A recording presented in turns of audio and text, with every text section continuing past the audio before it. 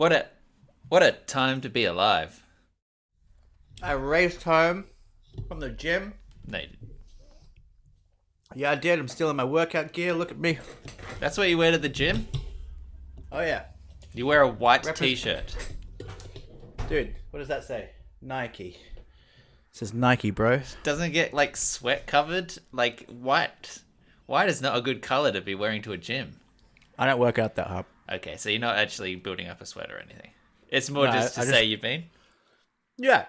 I just like to look good Well, while I, half-ass it. so you like to take selfies in the mirror? Well, I'm never doing that again, am I? Because you ruined that. I ruined a it. nice You thing? sent it to me. Yeah, Ruined a so- nice thing. For whom? I gave you a nice thing by sending you a lovely gym selfie. And what did you do? You blasted it all over the internet and sponsored it. So, It was one of our more successful sponsored posts, though. So in a way, that's a compliment. it's because people are finally like, this is finally some content that we actually like. Now I get it. Now I It's see funny the that appeal. like our posts, whenever we post an episode, like no one gives a shit. Well, because I mean, you're not engaging with a podcast in like a Facebook zone, really, are you? It's more kind of like a notification service. It's like go to your player. There's a new episode there. I guess so. I would love to know how people. Do people look at that and go, oh, because you can just get a notification from your podcast player, presumably. Well, not even a notification. Like if it's anything like me, Saying you just notification, you haven't learned okay, fucking leave anything. it in the past. You go to the app and you open it up, and if it's anything like mine, it'll just download new episodes, and you'll be like, "Oh, I've got a new Deep Thought there," or "Oh, I've got a new, Daring Fireball there," or whatever. Yeah, You're not even getting notified. You're just Nice. opening your app. yeah. But I mean, I spend freaking hours on those graphics, and Well, I For what? appreciate them. I appreciate them. thanks. Your eyes look nice today. My eyes Nice look eyes. nice. Yeah, you got like pretty eyes tonight or something. Maybe it's Oh, the wow. It's because I'm staring crepuscular directly into twinkle. the sun. aha. Yeah. Well, it looks good. Well, thank you. You're doing the old GC squint. Oh no, it's more of a Brad Pitt, isn't it? Wait, why am I still wearing a stupid hat? You are wearing a hat during a podcast. I thought it was a style choice. Do you wear a hat to the gym? I did today because my hair's all fucking curly and weird. You wore a hat to the gym And I'm and wearing a white repping t-shirt. my homies. Okay, Sri Lanka, nice. Sri Lanka. You know what's funny? We've got a service station down the road, and stay with me on this. Okay. And I've got a Sri Lanka cricket top that I got from Sri Lanka as well as this hat. And I know the guys over there, they're either Sri Lankan or Indian. But every time I've walked in there, and now I purposefully, rep my. You my Sri deliberately Lankan wear watch. it. They go, "Oh, Sri Lanka," and I'm like, "Yeah, I'm just one of you guys." They might be Indian. Do they but believe you? it's- No, I mean I don't have the time that I do in like an Uber to explain my actual heritage. Ethnic heritage, yeah. Yeah, But you do. It's funny. Anyone who's ever ridden with you in an Uber will understand that you bring that up unprompted. You will start. You'll yeah. jump in the seat and you'll just start talking about your heritage for a good 20, 30 minutes straight. Even when the driver's like, "Sorry, I just want to ride in silence if that's all right," and Yeah, you're like, the driver mutes me. "Yeah." You insist on explaining it in quite exhaustive detail. Yeah, yeah, that was actually one of the reviews I got on my Uber app. Exhausting passenger. Well, you've got a bit of post workout energy, don't you? You're a little bit. You're in the do you zone. know what? Dude, I'm zinging, I'm zanging. I've been taking this. All right, so Oh, God. man, this is gonna be a bubbly app. Okay. I've been taking this pre-workout stuff. Uh-huh. Now it was at the pharmacy. It was half price. I was like, I don't really know what that does. It's got creatine in it. It's got a fucking load of caffeine. It's like equivalent to 5 cups of coffee. That's probably the one. Can you 5 hear it in cups my of voice? I can hear it in your voice. You're actually an Yeah. octave and a half higher than your normal pitch. Yeah, I know. And I took it at, I got home from work at about 5, and you slightly scare me. Like, I don't like being late for you because I fear your wrath. No, you whatever. got it right. Like, You got it right. You said Roth. Well done. Yeah. Doesn't feel right, but I know. We're very Americanized. and I'm very scared of. So I got Emma to put the barbecue on. I had some pre-marinated Moroccan lamb shanks, which I'm currently eating right now. Got home from the gym, fired up the barbecue. Quick 5 minutes on either side. Raced down here. Made it with 5 minutes. Well, late, but that's still within the window that's of. I was within going the to pass window. it off as technical difficulties, but No, but I saw I've been you eating using lamb this. chops, and that sort of gave it away. Right. But I've been using this pre-workout stuff, and I used it for the first time the other day. He'd never used it before, and I didn't get much sleep that night. I was going to work, and I was like, I'll just take some of this. On an empty stomach, I could not feel my face for like 4 hours. Seriously. It was like tingly, and then it was just like numb. It felt like I'd just done a bunch of coke. Yeah. Not that I know what that tastes like, feels like, whatever. But I'll try and dial When you it rub down it a on your bit. face. Now I've got a bit of wine to even my keel, so Yeah. No, ready to go, baby. So you let me just get this chronology right. You took one of those for the first time the other day while going to work at like 9 in the morning, and you didn't sleep at all that night and you couldn't feel your face. And today, you took one at what, roughly 5 o'clock in the evening. Yeah. So you're not going to sleep for the next sort of 48 hours. Yeah, that actually makes sense. I didn't really think that through. I think, like... Are I you probably taking won't- the right dose? Well, it's 1 scoop. It's powder. Oh. But I'm just thinking now, drinking 5 cups of coffee at 5 p.m. Yeah. When I usually go to bed at 10. Yeah. Yeah. Yeah. I Well, might have to buckle take in, some tomorrow everyone. morning to get out of the funk. Well, can you feel your face at the moment, though? I can feel it. Okay, so your body's adapting. Maybe it won't be so bad. Yeah. Plus, I mean, you barely broke a sweat, so that suggests its power is incredible. Or you're mostly there to take photos of yourself in the mirror wearing a hat. Exactly, man. Exactly. Which is hard work, Oh, yeah. I mean, you got to hold your hand out in front of your face for, 10 seconds at least. And those phones, they're getting heavier. Yeah, you get me. You get me. Oh, Cheers. welcome to Deep Forward, everybody. Cheers. Clink. This is a podcast in which we reflect on the world as it's happening before our eyes into your ears. Sitting through the internet with me, my friend Michael. How you doing? Tell me something and tell the listeners something. What should I say? And my name's Nick. Hi, Nick. Hi. Thanks so much for being here. Very excited. Gosh, it's been a busy couple of weeks since we last talked. Has it? Oh, yeah, it's been huge. What are you drinking, by the way? You got white wine. Riesling, more specifically. Dude, my arm's looking fucking pumped. Just seeing that in the... getting a bit of vein action. You seen that vein action? Wait, no, sorry, your mic stands in the way. Can you hold it up? What? I'm just seeing that vein action. You seen that? Bit of a pump.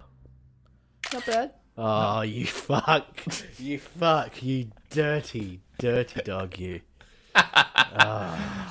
Lured me in as well. So easy. So easy. I know. Like, we literally just talked about it within, like, the last 2 minutes. And it will happen again as It'll well. happen again. Take your shirt off. The past 2 weeks, so last we talked was the day of the insurrection. Since that time, Donald Trump has continued to melt down, and we've learnt a lot more about how fucking close to catastrophe that thing came. I was interested to know if any of your opinions about what had happened had changed over that past couple of weeks. Because when we recorded, it was kind of... I think it was that day of, and it felt a little bit like a novelty in a way, like this was a bit of a silly thing that happened. But then all these photos started coming out with like people with the zip tie handcuffs and the photos of the Capitol Police guy that led the mob away from the Senate chamber and spared, potential shit going down. Now that we've seen just how fucking bad that could have gone, do you have any sort of updated, thoughts on the situation? And Trump got fucking impeached. That's what happened in the past 2 weeks as well. Trump got impeached for it. Yeah. So what does that mean, though? I'm confused as to what that means, because some people are saying that means nothing, and some people are saying, it's just symbolic. Like, what is it? What are the practical effects of a second impeachment? Yeah. Well, there's one angle, which is that it's the moral thing to do, even if it doesn't have huge practical implications. The point needs to be made that a president can't abuse the power in this way, and that democracy needs to be, upheld. So there's we need to do this symbolically. Then there's the other practical thing where if it goes through the Senate trial and he gets convicted, currently that's looking pretty unlikely, but who knows? Maybe things will change. If he got convicted again, he would be stripped of a whole... Like, if he was actually removed from office, he would be stripped of a whole bunch of perks. I believe the Secret Service kind of stuff. You wouldn't get like a pension. You wouldn't get the ability to run again for office. You couldn't do that. You couldn't apply for, or, seek a second term in 2024 if he'd been impeached. So there are things that... and Subway wouldn't validate his sixth free sub. Yeah. And that's ultimately the kicker for him, I think. So there are practical effects which would make Trump's life worse if they came into effect, because it would stop him from ever getting back into office and stop him from getting paid for it. But it's not likely that will pass. It requires 2/3 of the Senate, 174 odd Republicans in the House voted not to impeach him. So and only 10 voted to do so. So I think the numbers in the Senate, maybe the situation will be slightly different if you're forced. Like the people in the House the Republicans in the House had a bit of a safety net, because they're not ultimately the ones that needed to make the call to remove him. So they could they already knew that it was going to pass because the Democrats have the majority of the House. So they could take a quote unquote principled stand and vote no, and know that it was still going to pass anyway, but not piss off the fan base. When it gets to the Senate, that's a little bit muddier, and maybe some of the Republicans feel a little bit more pressure to actually commit to their principles a bit more, but it would still be pretty unlikely, I think. Yeah.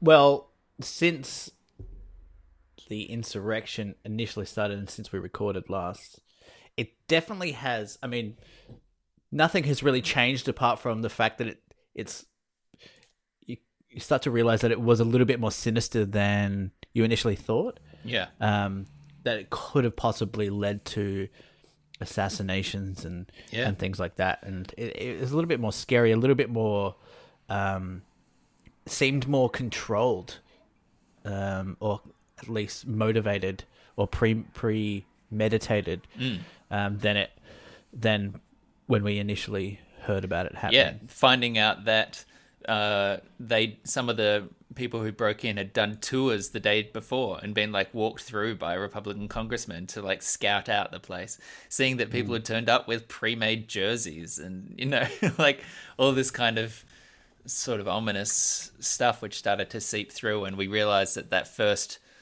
dose of the vision that we had was in some ways quite sanitized. Yeah. And that when you hear the first-hand experiences from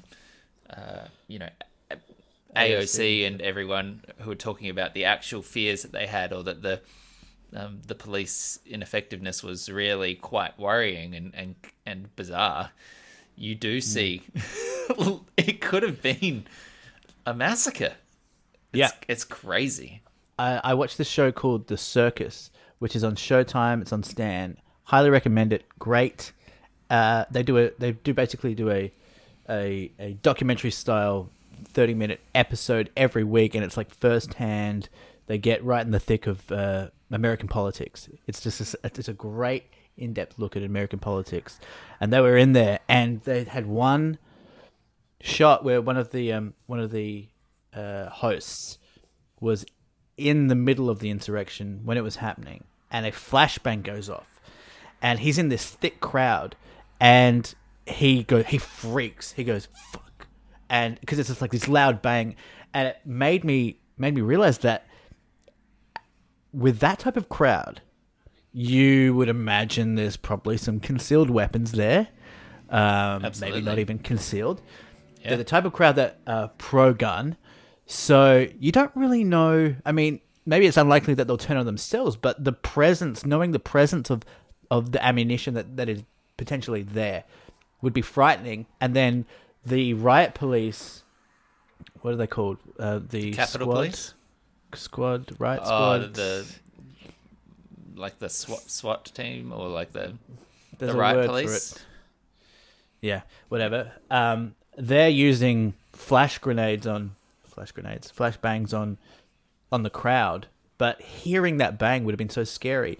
And another point was that I sent you a link earlier this week that was sent to me by Dan Pekevsky, and it was another journalist, like a YouTube journalist, right in the thick of things, and he was saying that he's independent, but he was in the middle of this crowd of staunch Republicans, alt-right, whatever, trying to do the journalistic thing and get interviews with these people, and they're asking him. I mean, they have an inherent distrust of the media already, so he's trying to get interviews from these people, trying to probe them, trying to ask questions that is going to elicit a insightful response as to where their motivations are lying, but he's also very aware that he's in a crowd, and that if that mob starts to turn on him, that he has no way out. Yeah. And this other guy from The Surface was saying exactly the same thing, that he feared for his life because he was trying to do the journalistic thing, but also didn't want to ask questions that might give it away that he might be left-leaning. But also, it's like what's the metaphor? Like, it's like a tinderbox, and all it takes is one spark, right? Yeah, they're just in the thick of this perilous situation, torn between the journalistic necessity of finding out what's happening and why, but then also the self-preservation, knowing that the antagonism is going to come brutally fast if you needle the wrong sensitivity. Yeah, and like you said, it could just happen like that. It takes one person to be like, "Hey, we got a lefty for whatever they say." I don't know. And it could be external to the person being interviewed. It could be someone listening in. It could be someone seeing an interview taking place and walking in and saying, "That's not fucking happening." Not even if the person you're interacting with was fine. You know, it was such a volatile situation. The other one, which I can recommend if anyone's looking for that boots on the ground perspective, was Jordan Klepper's Daily Show one. I don't know if you saw that. Oh, Jordan Klepper, who was one of the better correspondents added in the later years of Jon Stewart. I haven't really watched since Trevor Noah took over, but he got a spun-off show, and now he's back doing freelancey pieces. But he was there on the day of the rally, and he follows the crowd because those journalists weren't expecting it to be Insurrection Day. They were there to cover the rally. And then they're like, well, I guess we're fucking walking over to the Capitol building now. And he is... So there's a swarm of people heading up the steps to this building, and he's doing his normal Trump rally thing where he's walking alongside people and asking questions back and forth. And gets more and more tense as the time goes on, and people's responses are getting more egregious and quite revealing.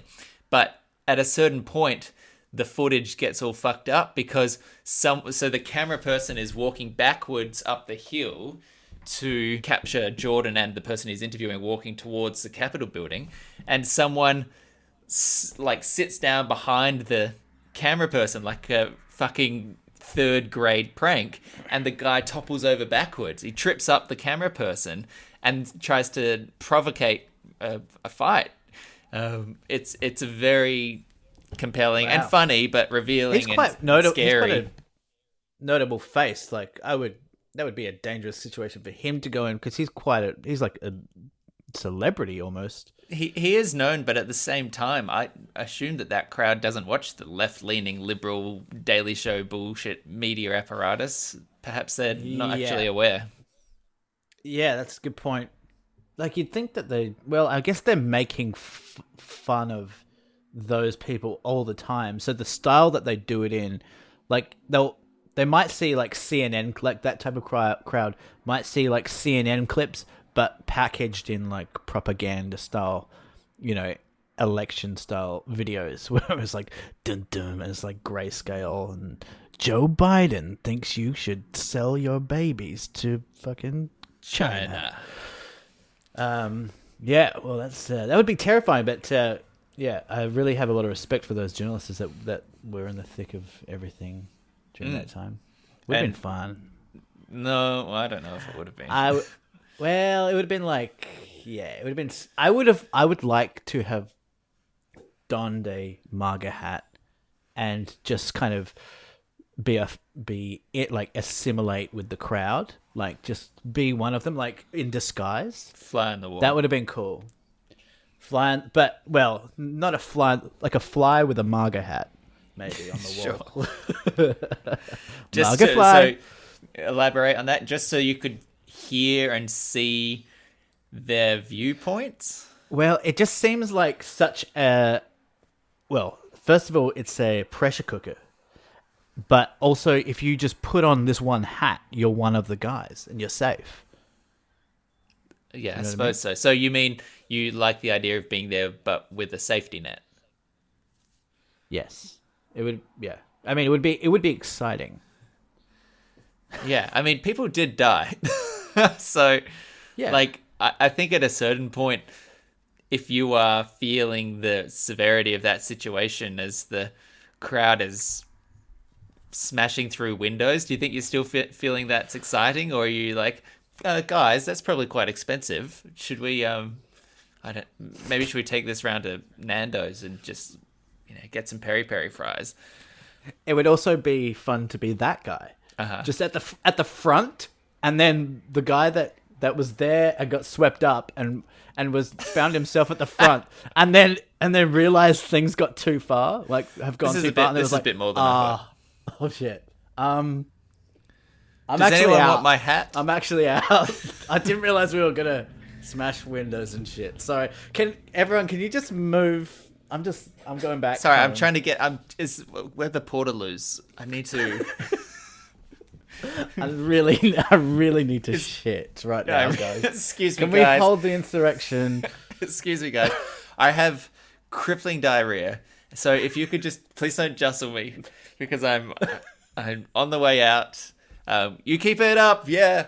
Make America great. Oh yes, just clear a path. I think I sharded. As we're recording this, it's our Tuesday. In 2 days, the American 20th, the Southern Hemisphere's 21st. I suppose not Southern Hemisphere really, but Eastern Hemisphere's 21st. It will be over. It will be, by the time this episode comes out, probably, it'll be on or about the beginning of the Biden presidency and the end of... What's going to be over? See, this is the thing, Nick. Trumpism will live on. Things have fundamentally changed. People have fundamentally changed. Trump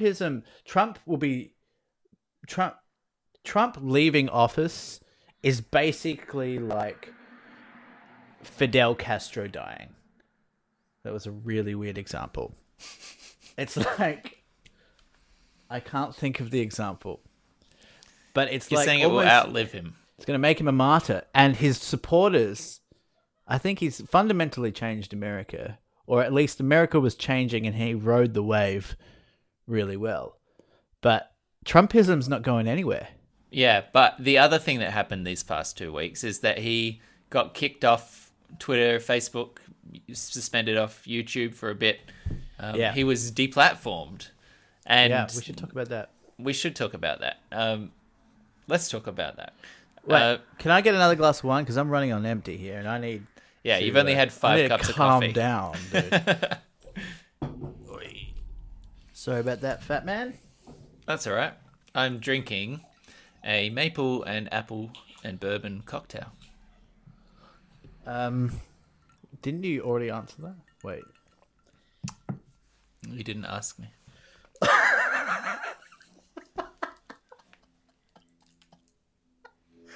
Oh my god, that's so funny.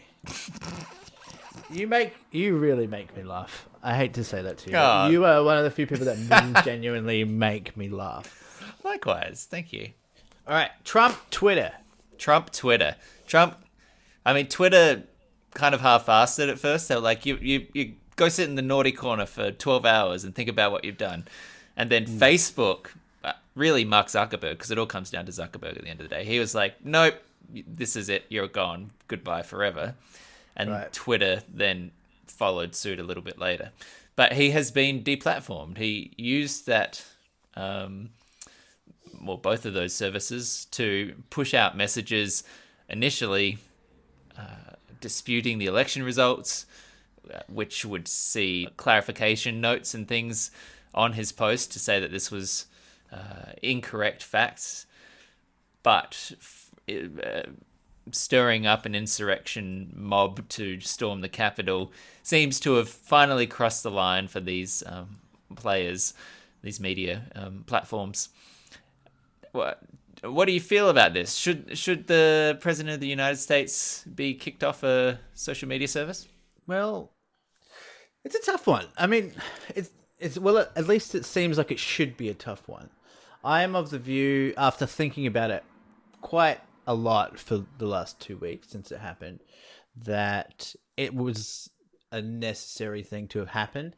I think there is some validity to the idea that it's at least something to be debated. It's not black and white, but I do think that there was an article that I posted, a great article, but on the on Spectator, that basically said that Trump being banned off Twitter has kind of nothing to do with free speech. You're still allowed free speech. You're still allowed to say what you want, but you can't yell fire in a crowded theater. And that's effectively what he was doing. So free speech has limits if it starts to impose on the safety of other people. And so that's my view. If I can add to it, free speech in the American definition of it as well is explicitly a safety net against the government suppressing your free speech. It is not against private corporations or other individuals. It's not a freedom from consequence. It is a freedom of speech, and it's in the context of the government cannot prevent you from saying or believing things explicitly. This is the First Amendment. The First Amendment provides that. This is verbatim what it is in the Constitution. The First Amendment provides that Congress make no law respecting an establishment of religion or prohibiting its free exercise. It protects freedom of speech, the press, assembly, and the right to petition the government for a redress of grievances. So, it's from the government. Yeah. So the context here is that, as you say, calling fire in a crowded theater or jumping into an Uber and shitting in the cab, they have the right to throw you out of the cab. It's not in a public sphere. You're within a private organization's realm, and they get to set the rules. So if you say something which incites a riot, you can be kicked off. We've previously talked about this before, and I don't think our opinions have really changed about that. I think that you're right that the interesting question has been, but what if you're the president?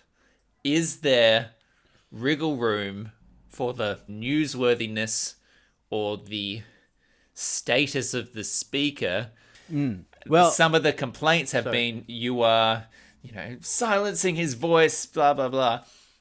And I find that very unpersuasive because this is really the first Twitter president.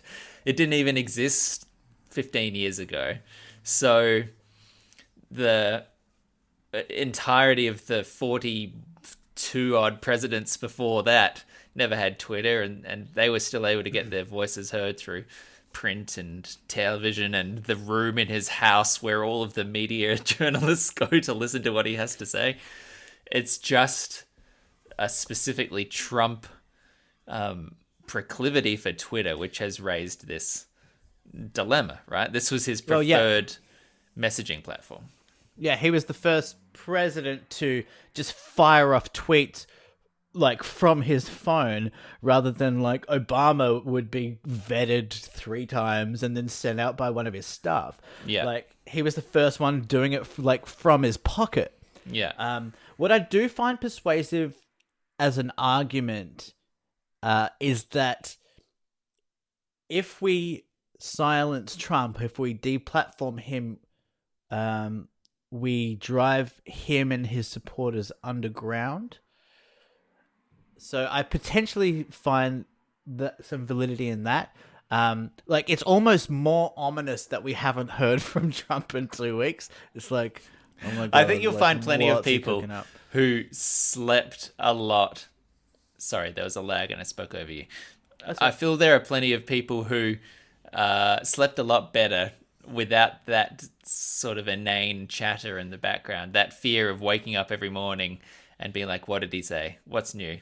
Maybe for us outside the country, it's a bit of a different situation, but within it, I have heard from commentators and podcasters and things that they just felt like a weight had lifted when that was not in the public sphere, when there wasn't the craziness, because he's caused issues, he's caused scandals through his Twitter feed.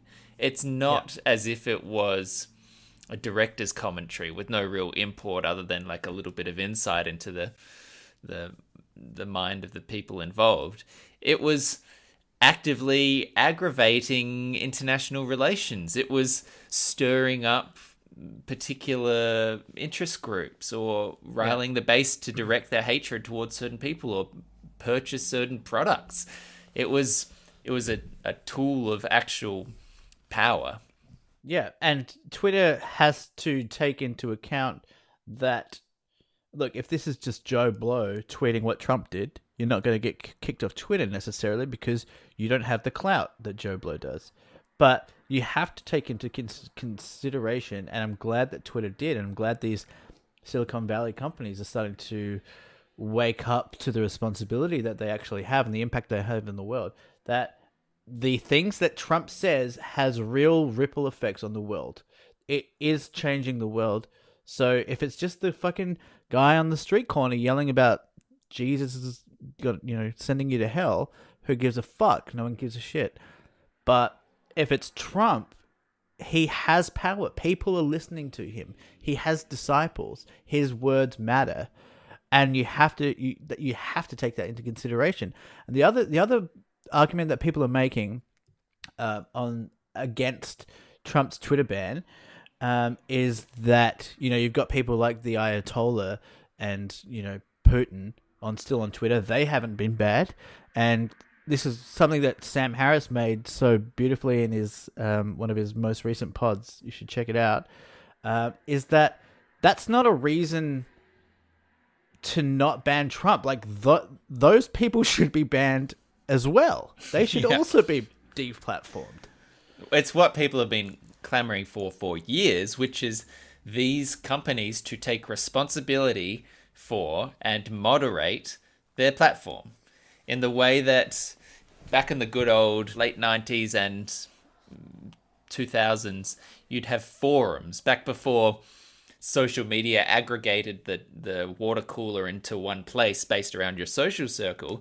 You would go and find your niche in the internet based on the subjects of interest. So I had my gaming forums and you probably had music forums and that sort of thing. There was the instrument world. There was the technology world. There were all these different niches. And all of them had moderators who would be basically out of love for the subject involved and dedication to the website or whatever. They would filter through posts. They would insist on certain standards of posting quality. They would remove all the spam. They would prevent hate speech, and they would actively moderate these things. It was done before these platforms came along, and now they need to take that responsibility. When the printing press was invented, it took them a few years to iron out the issues with the free press and all these things. Like, we are at the we're at the genesis stage still of social media and the internet. It feels like, oh, we've had social media for 15 years or whatever, but that's so young. We still don't know what we're doing. We're still trying to iron out these issues. It's going to take a little time. I disagree. I don't think that it's an excuse that we're still young. I think the dark truth is that both Twitter and Facebook profited off the model as it currently stands, profited off Trump's tweets. Jack Dorsey was addicted to Trump, and the attention that it drew his platform, and I'm sure they mapped it. It would have been billions of interactions for every one of Donald's tweets, because it would get retweeted 100,000 times or liked 100,000 times, and then all the commentary that spills out from those things. That is profit. It drives actual profit. It is marketable value in his business. And the truth it's very is, convenient that they've banned him 2 weeks before his presidency. That's the thing. That's why it's not soon enough. Like, it's too little too late. But also, I'm not willing to give them the benefit of the doubt that they're still working this social media thing out. I think the reality is they haven't wanted to confront the noxious environments that their platforms have become, and they would prefer to keep their head in the sand rather than accept any kind of moderation, which people have been just begging for years. All the women getting harassed on Twitter who when they were getting doxxed and Gamergate was happening and all of this toxic bullshit alt-right swarms of people would come and attack journalists on Twitter, the solution they proposed was not enforcement of the policies or a big expansion of their moderation teams or faster turnarounds on these kind of things. The solutions that they've rolled out are things like block the person so they can keep saying it, I just don't see it in my feed, or more specific forms of reporting where you can now say this person is saying things that are hateful to a group of people. It's so backwards. The solution to stopping that behavior is to get rid of the people that are aggravating and causing the hate. It is not to make a smoother complaints pathway or to provide services that are going to get it out of the way without stopping it from happening. Their approach to it has always been undermined by their need and corporate dedication to growth, to clicks, to views, and ultimately to the money that comes from it all. I don't disagree, but they are in a tough spot. Like, they acknowledging, or at least in their eyes, at least maybe this is what they're telling themselves, and maybe they're right to a degree, they should remain impartial. Like, this is tricky stuff. Like, banning the leader of the free world from Twitter is tough. It's I agree. Call. In the Trump situation, it's potentially a slippery different. slope. And it could potentially, if you're banning this guy, like, there's no manual for this stuff. There's no constitution that you can look to and be like, section 43A. Right. That was my point. My point was, it's not an excuse at all. And I agree with you, but it is, we are still working this stuff out. No one really knows. It seems obvious what we should do, maybe, and with hindsight, but it's not always obvious. And I feel for Twitter, I'm gonna get that printed on a tee. Empathy for Twitter. But they are in a tough spot. Like with Trump, what they do matters. What they do has repercussions and ripple effects on the rest of the world and for free speech and those things. Sure, but there is a manual. It's the manual that every other user on the platform signs, that like ticks the box, agrees to the terms of use when you join that platform. All that anyone has ever been asking for is hold Trump to the same standards that everyone else is held to. And look, you could talk for hours about the ridiculous, imbalanced application of those rules even to normal users, because that's, again, part of the problem, which they've just completely abdicated in not having enough people and enough of a human element in their moderation in order to apply things reasonably, where clearly some things are satire or clearly some things are quoting something else, and that gets users banned in ways that, on the face of it, just clearly stupid. They're so ineffectual at any kind of moderation that, and it's been going on for a decade, it's just not good enough anymore. And there was a constitution, there was a document that they should have been holding them to.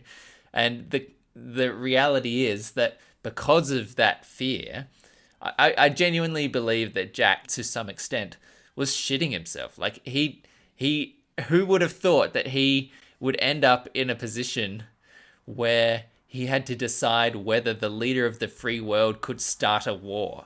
You know, like that was where he ended up, and I guarantee the fuck he did not expect to be there.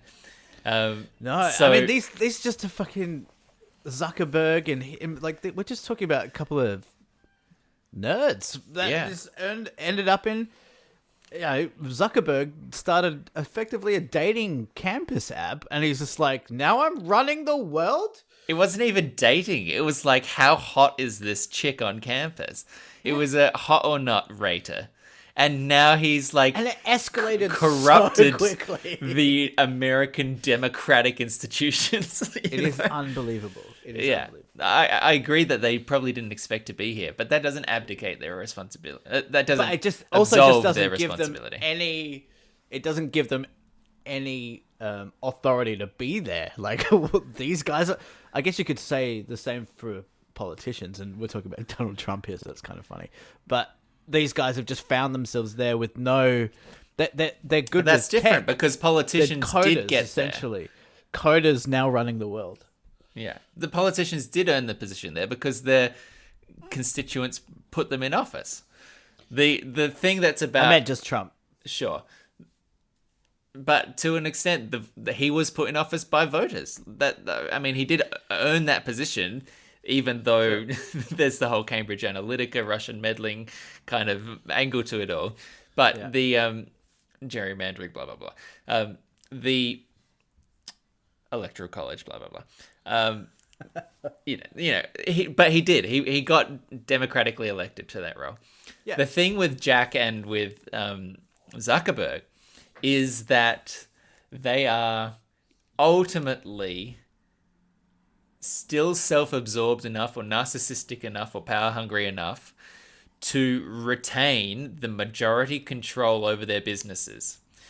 Apple is not ultimately under the control of one person. Tim Cook gets to drive it as CEO, but he answers to a board of directors, and there's voting shareholders and executives who all make a communal decision. And if he was to go out and say, now all of our iPhones have swastikas on them, they could remove him from that role and put someone else in. Zuckerberg holds 51% of Facebook stock, and Jack holds a majority position in Twitter. They have been unwilling to cede that last little bit of managerial oversight so that it really is their company and their decisions. And that's but ultimately left them in this bind. Would you want to give that up either? Why would they give that up? Because then the responsibility of, do I have to let the president commit war crimes, is not solely on your shoulders. So you think they want to be players? They want to be big That's what I'm players. saying. If you're keeping yourself in that position where you still get to make the final judgment, then you deserve 100% of the responsibility for what your platform becomes. It falls at your feet if you are unwilling to defer to a larger organizational structure at that point. Yeah, good point. You sold me on that. Mm. Yeah. Yeah, it's just hard to. For me, I mean, you have more of a breadth of knowledge with this stuff, but it's just hard for me to convert these guys into actual, you know, puppeteers of the world, which is what they are. They seem so. It's like Trojan horse, in a way. That's the kind of the insidious libertarian tech bro Silicon Valley view of it all, is that they like to posit themselves as, we're just the agnostic, we're just the platform, people say what they want, we're not responsible for what they say, it's not really on us, we don't have this responsibility, it's we keep our noses out of it. And it's just not how the platform ends up operating. Every decision that gets made about the policy of those companies actively affects what happens there. They are not puppet masters in the sense that I don't think they're consciously trying to change international geopolitics, but they're mega corporations. They're bigger than countries. They have GDPs. If you were to compare the profits of these companies to GDPs, you'd see in the top nation states in the world, they do have influence effectively, and they might not be consciously trying to instill their political desires, but they're definitely having an effect on that. This is kind of tangential, but does social media last, like, talking 10, 20 years? Like, are these guys, are they going to branch out like Google did and start, doing maps and whatever? Well, that's basically Google. Whatever Google's done, more things. Do they retain their stranglehold on social media, or does social media even last? Like, what happens? What do you reckon? I think this has now hit a critical point at which the power players are going to remain the power players for a significant amount of time. It's hard for things to break in. Something like TikTok can come in and pick up a niche, but it's a fad. It's faddish, but also it's very hard to monetize. Twitter to this day has been beset by all of its investors wanting it to be as profitable and big as Facebook, and it's not a service that has that kind of financial possibility behind it. Facebook's genius was in being able to create an algorithm which could then be used as an ad targeting service, and allowing small businesses to put up their fitness gear and underwear and candles and whatever to very niche targeted markets and making money off it. Right. Twitter doesn't have that kind of thing, and they're still in the game. They still have cultural value, as we've just been talking about them for the past half hour. But it's hard to envisage a new platform coming in now and getting to a multi-billion dollar valuation like Facebook is. I think they've now become so entrenched that they have the capital to buy up competitors when they see them coming up, or to invest in the trends of the market and be there first in the apps that people already use and dissuade them from flicking over to a new service. So I think it's going to be hard for people to come through. It is interesting that part of Jack's explanation tweet post thing about banning Trump was a long diversion into the future of social media, in which he was talking about developing a platform agnostic standard. This is getting quite technical, so I won't go too far into it. But if you think about how websites are all HTML underneath, there's a certain common interchange of like an accepted global standard, which any browser then can pick up and interpret. He was starting to talk about how the potential for blockchain, which is the encrypted, independently verifiable backend to electronic currencies like Bitcoin, that might be used as a way to build an underpinning for a social media format, which is platform agnostic as well. So he was positing that the future might be a protocol like HTML is for a browser, in which your friendship connections and your circle and your messages and interface might all actually be the same language, quote unquote, and Twitter is a client of that social media HTML, and Facebook is a client of that same underpinning thing, and has basically said that he's got teams looking at developing an open standard for that kind of web technology. You're frowning. I feel like you still followed. Did you get what I was sort of saying? I followed the outline of it. Yeah. The specifics are all fuzzy anyway because he's not gone into any detail. But the idea is possibly that social media, quote unquote, that actual concept of friendship circles and messaging and interactivity might evolve into a common technological standard, like your browser shows web pages on HTML, or your printer shares USB. It might become open source effectively, and then all these other brands could potentially cross, like pollinate or cross in. You could message from Facebook into Twitter because it's all using the same sort of standard, for instance. So I don't think it's going away, because I think people like social media. They like the ability that we currently have now to post things and promote yourself and keep in touch with people that are close to you. I think that trend isn't going anywhere, so I don't think social media is going anywhere.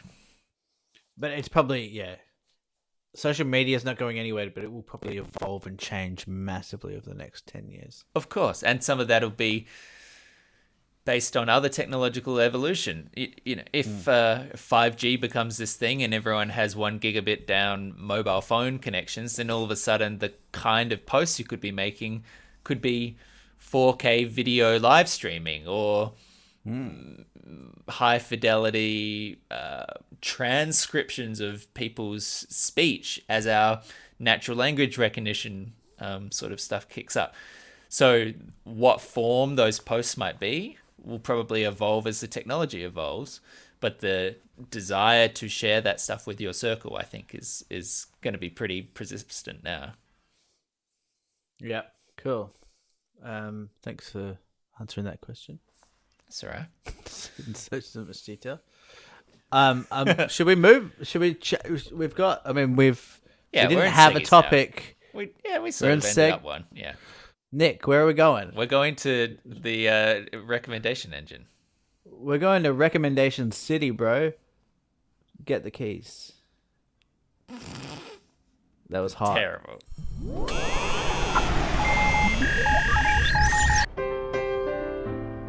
Welcome to Deep Thought's Recommendation Engine.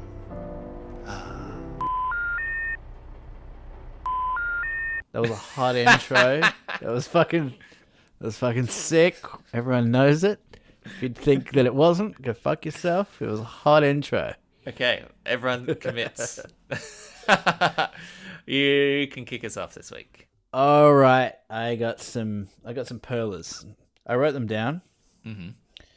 Just give me 1 second here. Also, shout out to my parents. Happy 36th anniversary today. All right. My parents are 43. Are they? 43 years of marriage, yeah. Wow. And I've known them for 12 of those marriage years. Yeah, that's actually true. More. 2007. It's 14. Oh, true. I've known them for most of their married life. Most of their life. A I third. can't do maths. All right. I got two very strong, not afterthought recommendations for once. Okay. Okay. One's a show, one's a movie. Uh-huh. Okay, the first one is a show called Pretend It's a City. Okay. Now, I cannot recommend this show enough. It's directed by Martin Scorsese. It's 6 episodes, and it follows a writer slash not a comedian but a humorist called Fran Lebowitz. You've probably seen her in a few things, maybe movies, maybe some shows, but it is just one of the best things that I've seen in a long time. It's a 6-part kind of docuseries, but it's just her sitting at a dinner table talking with Martin Scorsese about New York. And it's a very New York centric show. It's just like she's like Woody Allen, like the female version of Woody Allen, except she didn't fuck a kid or marry a kid. But she is so funny. She's so witty. Is she a photographer? She's what's like a Fran Lebowitz fashionista. Fashionista, that's right. She's very fashion oriented, but she's a humorist. She's like a comedian without being a comedian. Okay. But she's got great style, bohemian kind of New York thing. It's just the best. I'm gagging for more. I've rinsed the 6 episodes, and I've just been trying to find every podcast, every YouTube clip with her since. It's just so good. And all right, you say one as well, and then we'll I'll throw a show in as well, which I don't think we've ever made to a recommendation engine, but which I know that you've been watching. It's a British comedy series called I Hate Susie. And I believe you have watched as well. It stars Billy Piper. It was co-created by one of the best shows I've seen in so long. Yeah, co-created by Billy Piper and Lucy Preble. 8-part series about a former pop star turned actress, much like Billy Piper, who gets embroiled in a sex scandal in which some explicit photos of hers are hacked out of her phone, and the ensuing 7 stages of grief that she goes through as her world falls apart. And it is just impeccably acted, smartly written, that it sort of changes tone every episode as it goes through different emotions. It's very astute, and it has one of those great bittersweet endings where it's funny, it's hilarious, but also it has one of those endings where it's resolved and it's like cathartic, but it's also completely open-ended and poignant and yeah, it's very compelling. They tend to be 30 to 35 minute episodes. It's just excellent. I believe you enjoyed as well. So I just took the opportunity to have another bit of lamb there. Definitely second that show. That I can't believe we haven't recommended that one. But yeah, that was a brilliant show. The other one I've got is a movie. It's a Pixar movie. It's Soul. Man, this movie made me cry. I fucking loved it. Have you seen it, Nick? I haven't seen it yet. I'm keen to. It's Pete Docter, and he did a lot of great things, but also Inside Out, which was similarly terrific. Oh, same director? Yeah. Oh. Well, this movie felt like it was made for me in a lot of ways. It's about a jazz musician. It's about life. It's about death. It's about, finding your path in life. It's got darkness.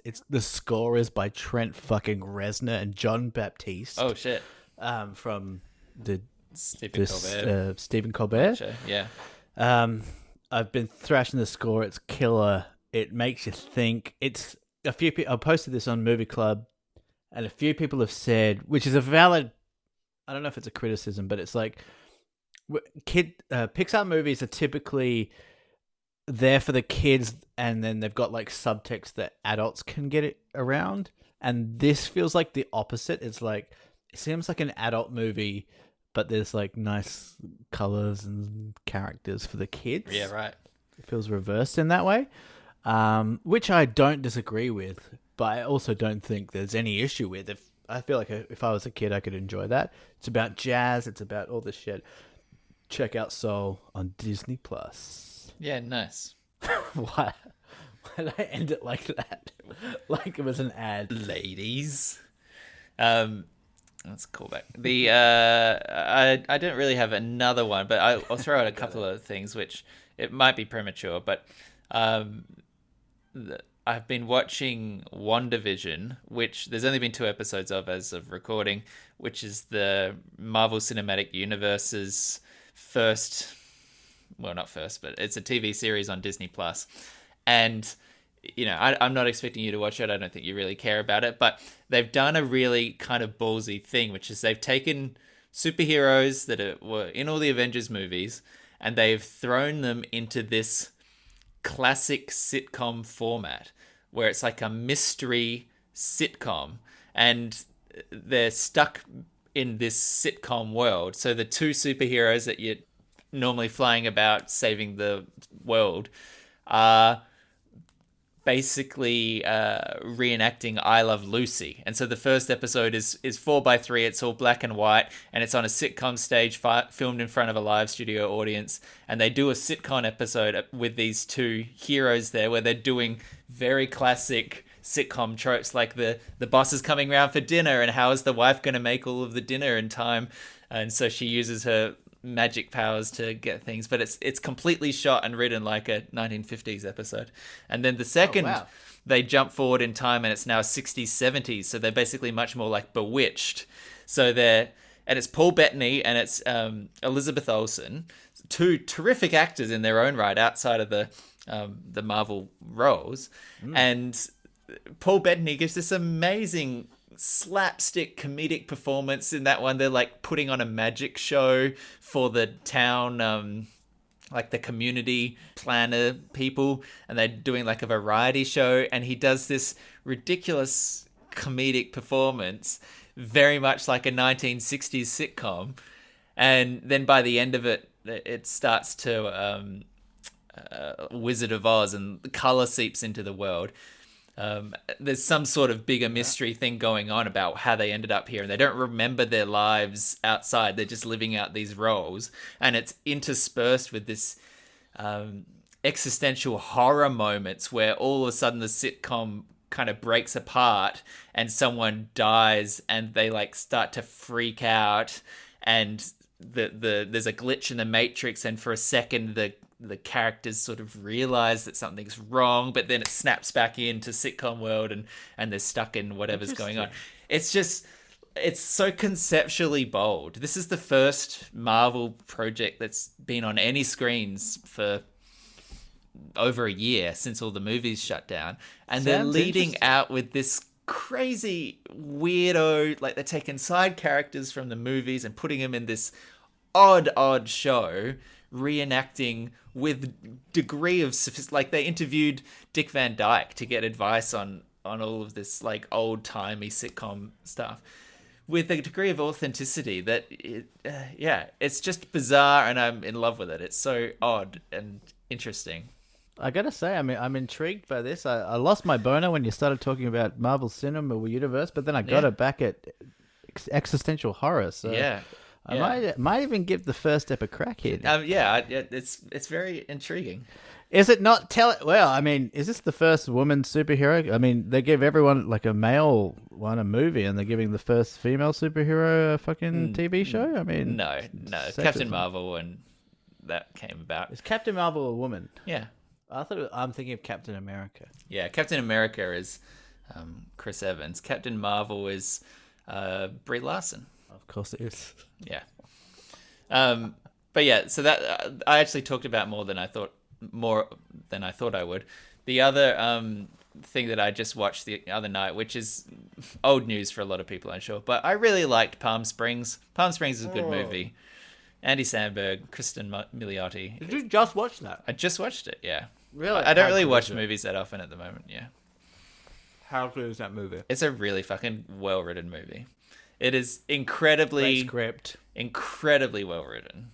Yeah. Like, made me angry. Even the conceit of starting the movie with the guy already a million iterations in and just doing the magic trick and seeing it from her eyes instead of from his eyes. Oh, just like kick yourself kind of genius. Like, Yeah. No, I agree. I was very love jealous that of it. movie. I've seen it 3 times now already. And right at the end when you're thinking, but what about Roy? They go and give you that answer as well. You're just like, yeah, perfect.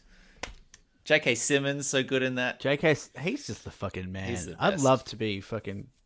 Wait, I probably No, have say too it. many You have to lines. say it now. You'd love to be fucking J.K. Simmons. I get it. No. I was going to say something way more detailed than that. Okay. I'd like to get fucking... Fuck it. I'll just say it. I would like... I should not say this at all. I should not say this.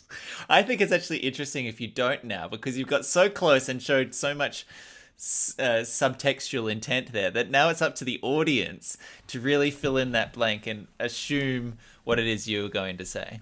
I like that's interesting. But we all know that there was something sexual about to come. It was fucked up as well. And it's just up to you to fill in those blanks at home. No, you've given me a solid out there, and I'm going to take it. If you'd like more solid times, then okay, bad segue. Good one. Look, I was flailing. Go check out the previous episodes of our podcast and enjoy yourself in the archives. You can find a whole bunch of other stuff about us on the web as well. There's our Facebook page, Deep Fort. There's our Twitter page, Deep Fort. The Instagram has little video clips these days. The SoundCloud has our Christmas carols. You can send us emails and questions to deepfort@gmail.com, and we will get to them, I assure you. Thank you for your service, and good night. You can also, I'll just tag this on, you can also give us a review, much like Maggie did, which is, this is a review that I got personally sent to me, not really sure why, and it was, for goodness sake, blow your nose before eating chips segment. Chip eating segment? This is another point. Chip eating segment. Misophonia tragedy. Otherwise an episode that was not bad, not brilliant. Okay, so that was a review of our last episode. That was a review of our last episode. Was that not clear when I started? Yeah, no. I appreciate the feedback. You just sent me that out of the blue, by the way. It's a little bit aggressive, I would say, in stylings. I like to think of what I like to call a feedback sandwich. When I'm giving people feedback, I start with a compliment, put a suggestion in the middle, end with a compliment. And that was more like an insult. There was like a compliment. Wait, what did you say it was? A compliment sandwich has... It was like a feedback open sandwich. Yeah. Because it didn't have the compliment at the top. It didn't have the compliment at the top. It just had criticism and then like kind of dry, bread stale underneath. bread. Yeah. But we'll take it. I mean, a review is a review. You'll take a bad review over a good review, won't you, Nick? I won't take that. I'll take a good review. Thank you. As long as they're talking about you, they're not talking to you. But... Okay. Let's keep this one short and sharp. All right. You have been promising me some weird news. I got a massive weird news. I hope you're all ready for it. I'm going to tell it to you anyway. Do you mind playing thy jingle, Nuck? Let me press the buttons. In the news today from the Strange and Weird Fact File. Well, for decades, only crackpots and crazy people believed in UFOs. Deputies say the suspect told them he's been performing sex acts on animals since the 1970s. I told about my close encounter with the Yeti. Totally true. A sticky situation at an airport in Tennessee after baggage was sprayed with rust. Turns out the government has been taking them seriously all along. This is Deep Fort Weird News with Michael Zuberefkala. All right. Big weird news today, guys. Big weird news. Headline. I'm going straight into it. We're short on time. We're running late. All right. Headline. Space aliens turned my wife into a toffee crisp. I'm not kidding, Nick. Oh, you're not kidding. This is your wife? This is not a laughing matter. Okay. I apologize for my for my outburst. It's a short article. Okay. But it's pretty powerful stuff, I've got to say. Was this in the Lancet Medical Journal? No. It was actually in the UK Sunday Sport outcome. Sunday Sport? Yeah, for some Okay. reason. I don't know why. Must have been... I think the story was so big that they, in a sports newspapers, they felt like they It got had a to cover bump. it. Yeah. All right, so I'll just get straight into this. Ray, who insists there were no problems, quote unquote, in his 20-year marriage to Eileen, said he came back on Thursday night to find his wife missing and a mysterious toffee crisp on the kitchen floor of their £2 million 5-bedroom house. What? Rich person problems? I know. I know. Rich crazies? Not crazies. The 62-year-old former security firm manager from Brentwood, Essex, said, Eileen hates toffee crisps and so do I. There is no way there would have been one in our house. Then it struck me. There have been some weird lights over our house just recently. UFOs, most probably. That makes sense. It all makes perfect sense. Okay. Whoa, good. you guessed it? Yeah. Eileen's been turned into a toffee crisp by some aliens and a special ray gun. Former boxing club owner Ray... Why are they just going through his resume? Former boxing club owner Ray said he worked into the early hours of Friday scrubbing the kitchen floor in case there was any space contamination left by the Moon Men. They've said this in the article. The Moon Men. Okay. The ex-scrap dealer... Oh my God, they're literally going through his resume. The ex-scrap dealer said I was also forced to roll up... The ex-scrap Oh my dealer is in a £2 million house? Sorry, the ex-scrap dealer and the ex-former security guard. What? How? And also former boxing club owner. Don't forget that. Boxing club owner, maybe. He's just making money and getting the fuck out of there. The Yeah. ex-scrap dealer said, I was also forced to roll up the hall carpet and throw it in the sea, just in case there was radioactive blowback from the UFO. So if there's... There's no point in taking any chances. This is still the quote. So if there's any CCTV footage of me chucking a rolled up rug into the sea in Hadley, that explains that. He's going to be taking the piss. This has to be a joke article. Former freelance lender Ray said. This is a joke. This isn't serious. This is a joke article. No, Nick. This is in Sunday Sport. Well, since Sunday Sport, a reputable man. Ray said, we were due to fly out on holiday to Gran Canaria for a fortnight. I would hardly have booked a holiday if I'd been planning to kill her, would I? Not that anyone's mentioned her being killed.